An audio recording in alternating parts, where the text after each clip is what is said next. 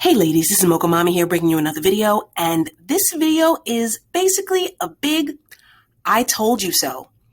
What I'm going to do is go over in this video certain social, economic, and relationship dynamics that have been going on that I had called out weeks prior in my past videos on this channel. You're going to see how these things are going to continue to play out, and how sometimes I predicted these things to happen weeks before they actually did. I'm also going to give you a couple of future predictions and what that might mean for you and how you can maneuver in the future. Number one, boundary violations. In my video about Black women and Latino man dynamics, I had said that typically a lot of Black men don't have a very good support system. Their support system tends to be mostly female-based. And when that's the case, a lot of times they will violate boundaries. I had said this long before the whole scandal with the relationship expert. Here's the reality of our community. Right now, our community doesn't have an equivalent of a Tony Robbins or a Jordan Peterson that's really directed at male self-improvement. All of the self-improvement, or the majority of the self-improvement, is really aimed at Black women because we're just the market for it. There's really not a huge market for Black men in self-improvement right now. So these are why these type of things happen. I don't think there's any kind of genetic predisposition or that they have to infidelity. I really think that it's all cultural. The fact that they really don't have a strong male support system for wanting to do certain things, and then boundary violations happen.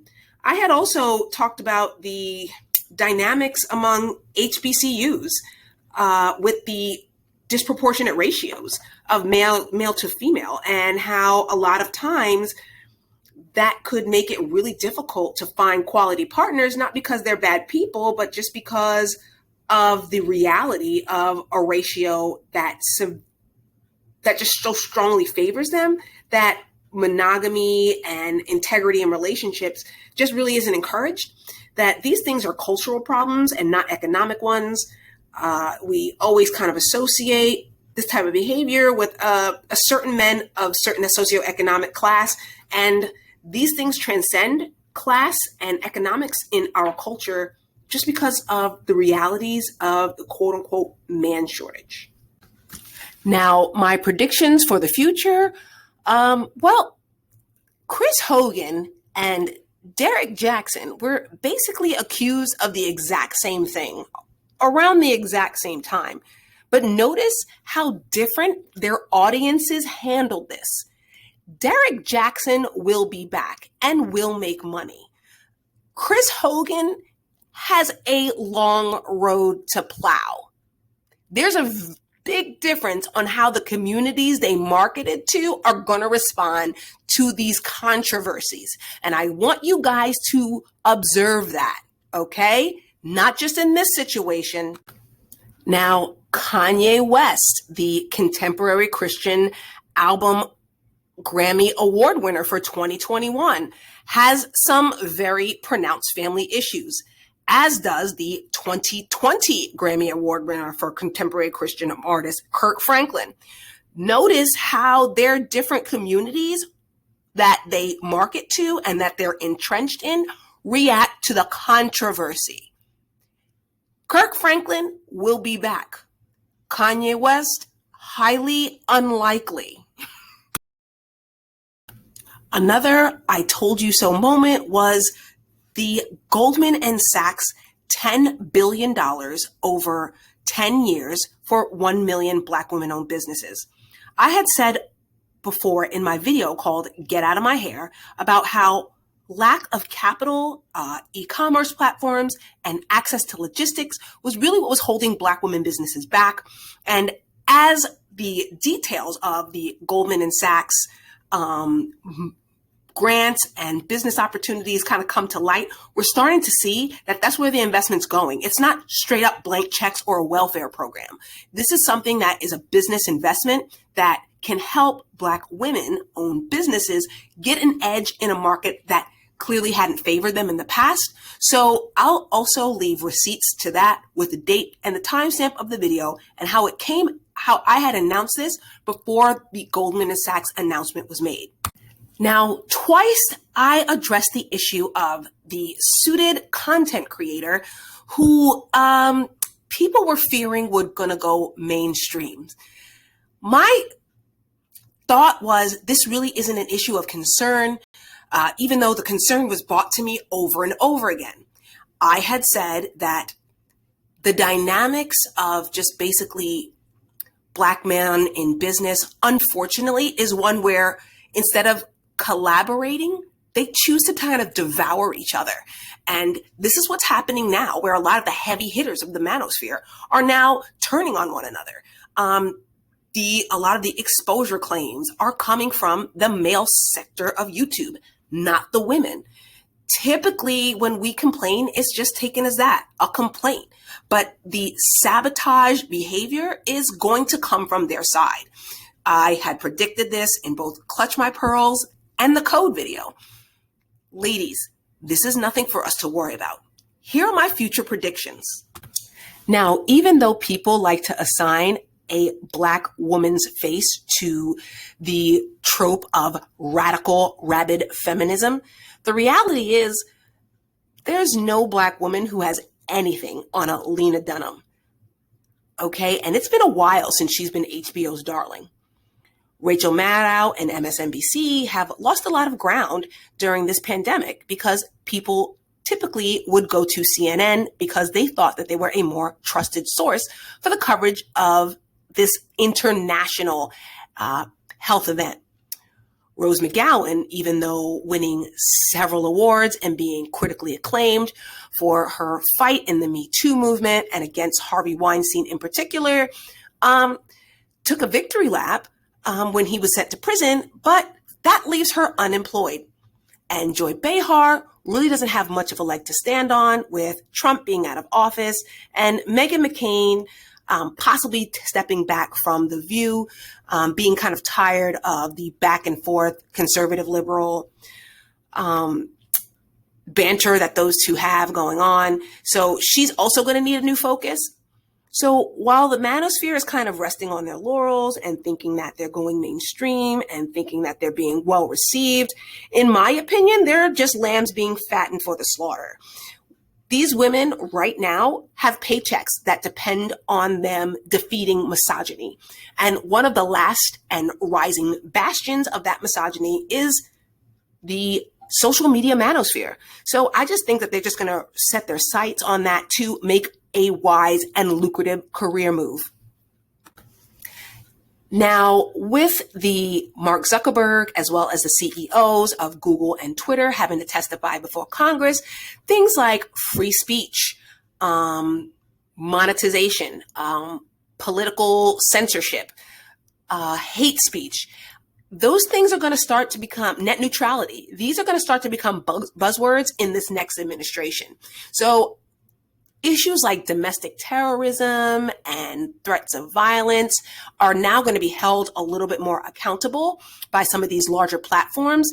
And with the emergence of some foreign platforms like TikTok, for instance, now being taken place on American soil, they're going to have to be more vigilant and more competitive in the future. So what I see coming is another adpocalypse where, true, they're not going to maybe strike down, take down, or remove quote unquote manosphere content from YouTube, but they will demonetize it just for fear of retaliation from vendors, the government, or any other kind of intervening source. Now, true, we do have freedom of speech, but in reality, when have they respected the freedoms of Black people in this country totally and completely anyway? But I can see this being something like another Alex Jones issue and a Patreon Alex Jones issue. I'll leave an article in the description box so you guys can follow up, where I just feel this is going to be like another adpocalypse that is coming when people may curse or say things that are considered hate speech or violence. And then those manosphere content creators are going to be in a lot of trouble, because I don't think they'll be taken down, but I can definitely see them being demonetized. As far as Black female YouTube, we're already seeing a pivot where YouTube is a platform to market their either physical products or other digital content on other platforms. So I don't see them taking as big of a hit as the manosphere, so to speak. We're starting to see them maybe pivot their channels into things like beauty, celebrity gossip, like I said, physical products or other digital products that they're marketing. So I just think that they're a little bit more prepared should there be another adpocalypse and perhaps their content be demonetized. I'm also seeing some of them really shift in the kinds of conversations that they're having.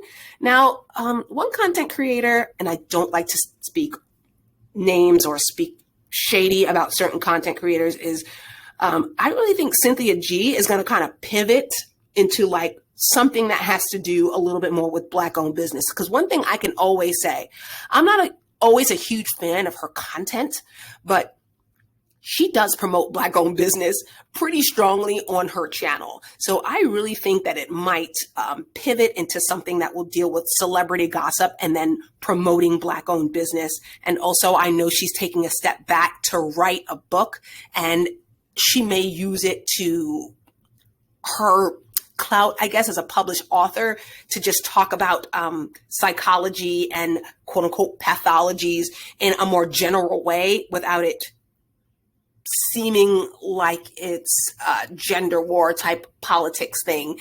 And then she can use her YouTube platform to sell things as opposed to just being like a monetized content creator should something like an adpocalypse happen. I just think that Black woman YouTube might just be in a better position to just pivot should another adpocalypse happen.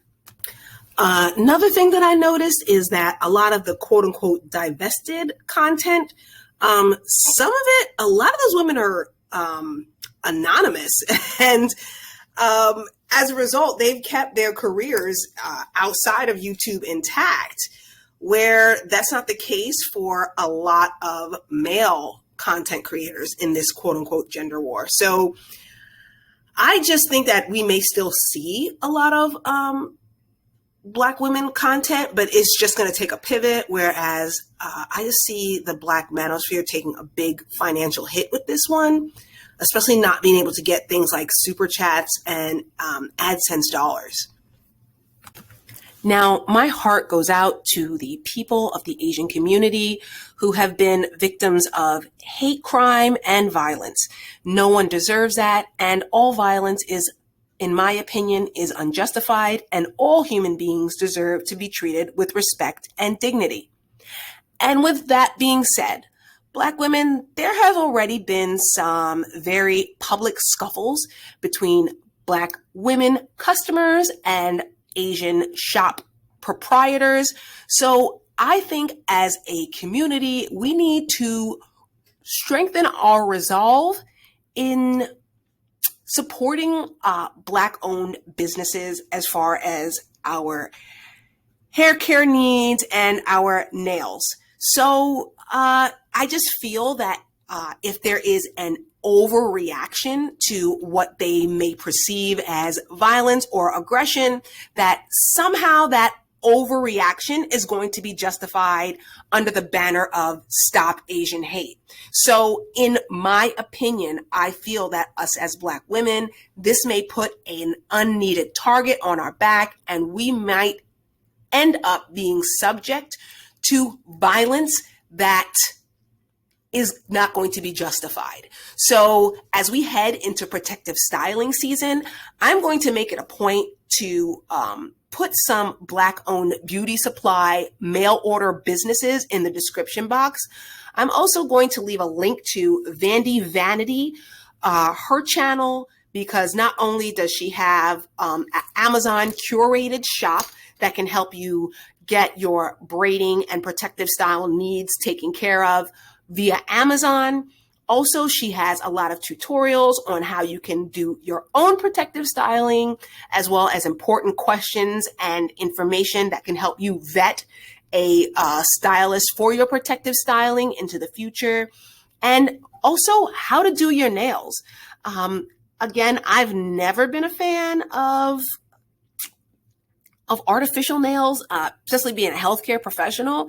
But for those of you who are going to opt for press-on or diva nail stickers, or just even polishing them yourself and doing your own mani-pedis, or maybe finding a network of Black-owned nail techs that are in your area, please feel free to put that in the description box so that we can make sure we're staying safe. I really feel that there is going to be an exaggerated response to what they may be, to what the Asian American community may perceive as aggression. So therefore, in order to stay safe, I feel that we should just avoid these altogether. Not like I'm trying to cut off anyone's livelihood, but my priority is to emphasize your safety. Okay? And my final, I told you so, Major League Baseball. Notice the press leading up to opening day had the exact same talking points, key matchups, and key players that I had outlined to you weeks before. Ladies, why is it that Mike Trout has a more favorable contract than LeBron James, even though they are in the same city, and Mike Trout hasn't even made the playoffs, much less won a championship? Why is it that even with no fans in the stands, that these shortstops, Tatis Jr. and Francisco Lindor, have been able to sign these historically large contracts? It's because the fans of baseball are the type of demographic that can financially support this level of salary. I was so right that I even called the Yankees Blue Jays matchup before the game even got played. Ladies, listen to what it is I'm saying. You want to get in these chats, you want to get in these Facebook groups, you want to find out and start triangulating sports bars where you can get the best viewing experience, and you want to put in that work now. You have over 160 games to get this perfected if you're just willing to put in the time and effort. Ladies, I'm not making this video to sip tea or to gloat. What I'm trying to do is give you information online that can help improve your life offline. What I'm trying to do is give you information that is well-researched, true, and proven strategies to help you improve your life. This is Mocha Mommy, and I'll see you in the next video.